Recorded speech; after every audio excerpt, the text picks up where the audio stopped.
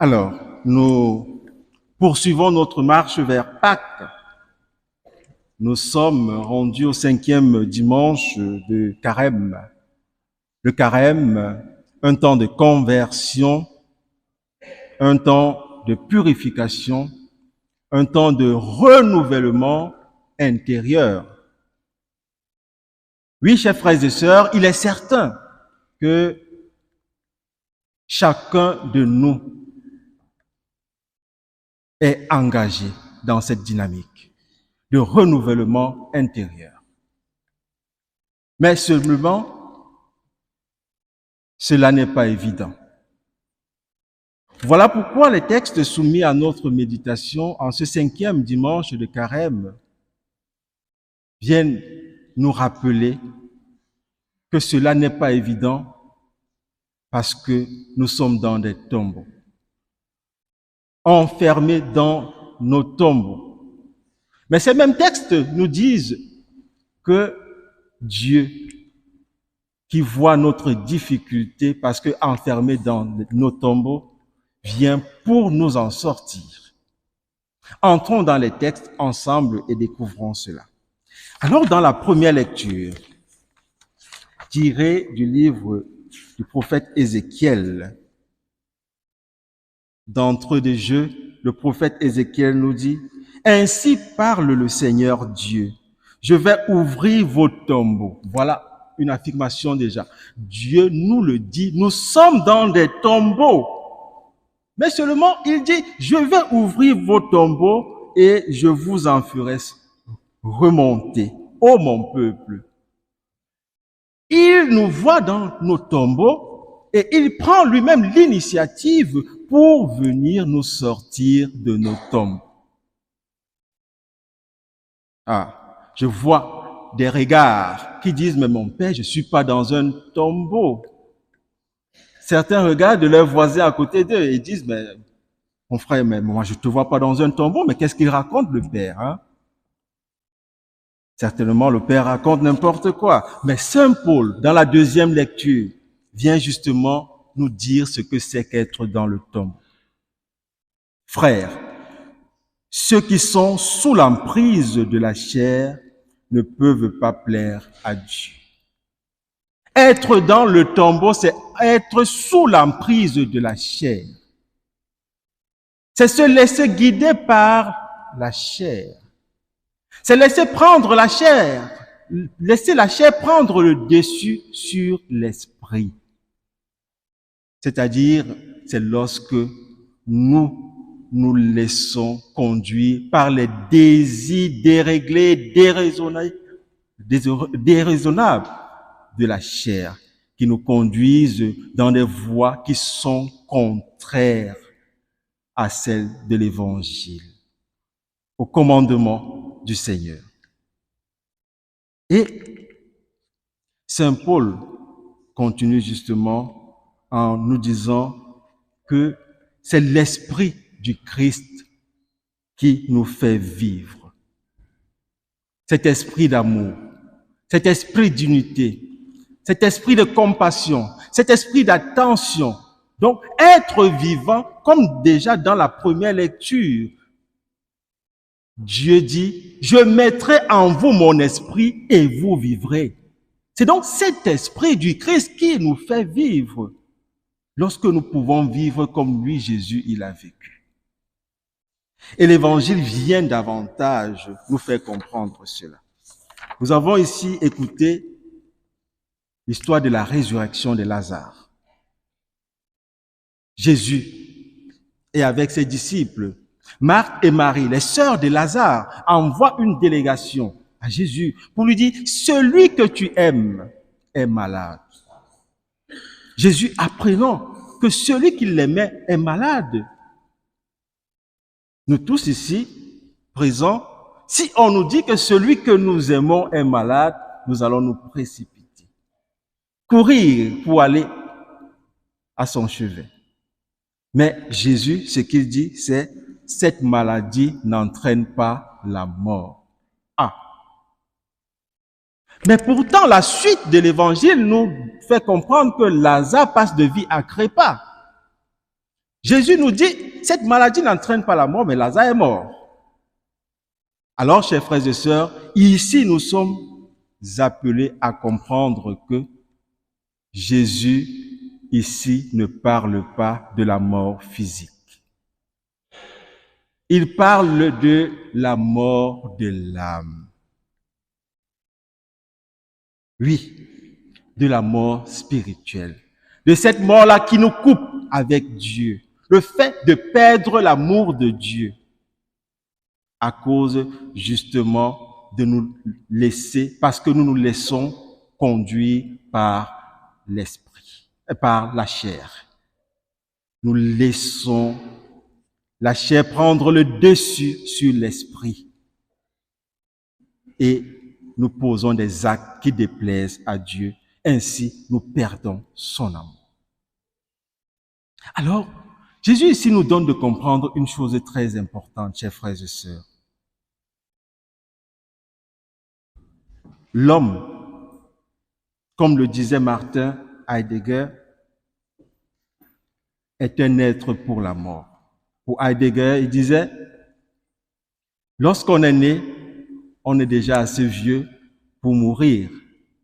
Donc, la mort physique est un passage obligatoire pour tout être vivant. Tous nous allons mourir. Jésus lui-même, en tant que vrai homme, est mort. Ce n'est donc pas de cette mort qu'il vient nous délivrer. Jésus vient nous délivrer de cette mort spirituelle. Nous avons souvent, chers frères et sœurs, su prendre des précautions pour éviter cette mort physique. Les maladies qui entraînent à la mort physique. Nous savons prendre des précautions. Ah oui, avec le Covid, nous étions des spécialistes pour les mesures barrières. On avait toujours son masque, les gels hydroalcooliques, mesures, distanciation et autres. Nous savons manger bio pour éviter justement et les AVC et les cancers et autres. Ces maladies qui conduisent à la mort physique. Mais cette maladie-là qui conduit justement à la mort spirituelle, pourquoi est-ce que nous ne savons pas prendre des précautions pour l'éviter? Cette maladie, chers frères et sœurs, se manifeste par des symptômes que nous connaissons très bien. Et certainement, chacun de nous a ces symptômes. C'est cette maladie qui se manifeste avec des symptômes tels que la haine, la jalousie, le commérage, la diffamation, l'injustice, le manque d'attention à l'autre. Oui, chers frères et sœurs, tous ces mots et d'autres encore que nous connaissons et que nous avons en nous ont pour champ lexical le péché. Nous savons donc nous préserver de ces maladies qui entraînent à la mort physique. Pourquoi ne savons-nous pas nous préserver du péché? Alors, Jésus ici, lorsqu'il invite Marthe à professer sa foi, dit à Marthe, « Moi, je suis la résurrection et la vie.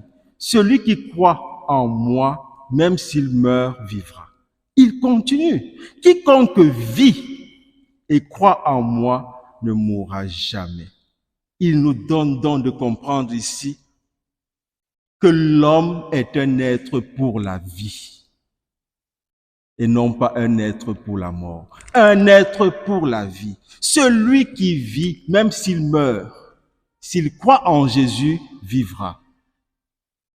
Et quiconque vit et qui croit en Jésus ne mourra pas. Donc l'homme est un être pour la vie. Mais seulement pour vivre, il faut une chose. C'est quoi cette chose? C'est croire en Jésus. Et que signifie croire en Jésus? Est-ce que croire en Jésus signifie venir chaque jour à la messe? Est-ce que croire en Jésus signifie être membre d'un groupe paroissial, de la paroisse? Est-ce que croire en Jésus signifie être membre du clergé? Tout cela est bel et bien beau, mais insuffisant. En plus de tout cela, il faudrait encore, et c'est cela justement, croire en Jésus. Vivre de la vie de Jésus, vivre comme Jésus nous le demande et comme lui-même il a vécu. En d'autres termes, il s'agit de poser nos pas sur les pas de Jésus. C'est cela, croire en Jésus.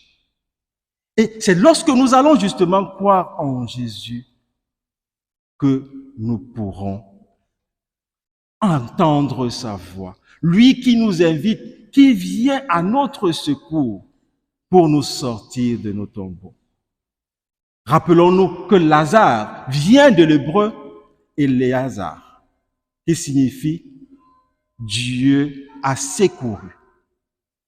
Donc, Dieu vient au secours de chacun de nous pour justement nous aider à sortir de nos tombeaux. Parce que notre condition pécamineuse nous retient captifs dans ces tombeaux-là.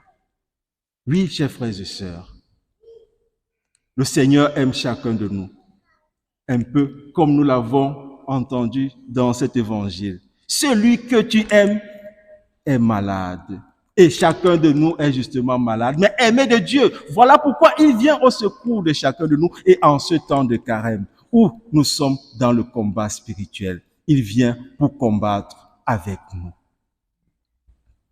Nous avons vu dans cet évangile, justement, que Marthe et Marie envoient une délégation auprès de Jésus pour dire « Celui que tu aimes est malade ».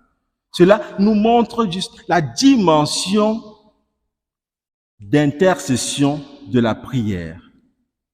Que nous sommes nous aussi invités à intercéder pour nos frères et sœurs, à les présenter à Jésus. Celui que tu aimes est malade. Lorsque nous constatons justement que notre frère, notre sœur est atteint d'une maladie, c'est-à-dire d'un certain péché. Il ne s'agit pas de commencer à aller de gauche à droite en disant tel est comme ceci, tel est comme cela. Non, même de le présenter au Seigneur à travers la prière. Seigneur, celui que tu aimes, voilà la maladie qu'il a.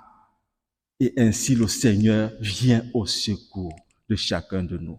Il va nous appeler de notre tombeau, le tombeau de notre péché qui nous retient captifs. Marcelin, Pierre, Jean-Luc, Guy, sors, viens dehors.